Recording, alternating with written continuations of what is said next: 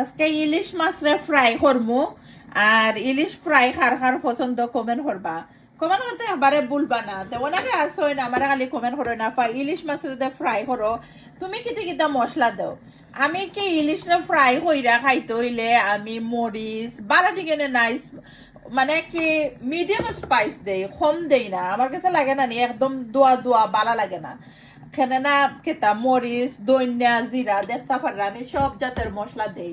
Because London ওজনে ইলিশ মাছ নানি ওটা তো আমরা ফ্রেশ নাই, আইসের মাছ তারা কোন দিন আনছিল কিতা হইবা। আর আমরা কিনা আইনা ওই লোকালো খাও না, ওই ওই হাফতা দুই হাফতা করে খাই।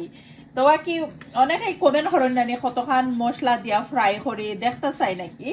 তো আজকে ভাবলাম ইলিশ মাছ ফ্রাই করবো, ফ্রাই করে খাইতাম ইচ্ছা করলো। তো ইলিশ ফ্রাই আমি কতখান মশলা দিয়া সুন্দর কইরা ম্যারিনেট করি কি দেখাইরাম। তো অনেকের কমেন্ট থাকে, যারা কমেন্ট থাকে তারা লাগে ভিডিও বানাইছি, যারা ভালো লাগে না ইগনোর করতে পারবা ভিডিও।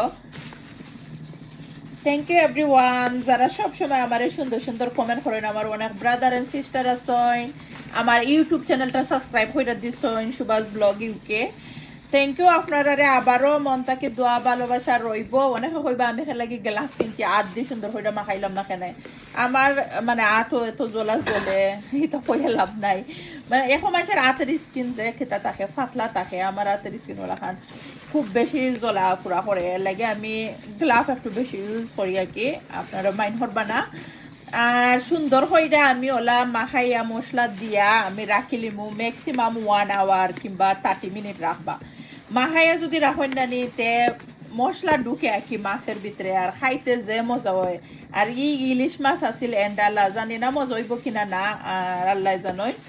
তো কি ইলিশ আমার ভাই আইনা দিছেন, আমার এই ইলিশ মাছ আর কি আমার পছন্দের মাছ, তো আমার ভাই কিনে আইনা দিছেন।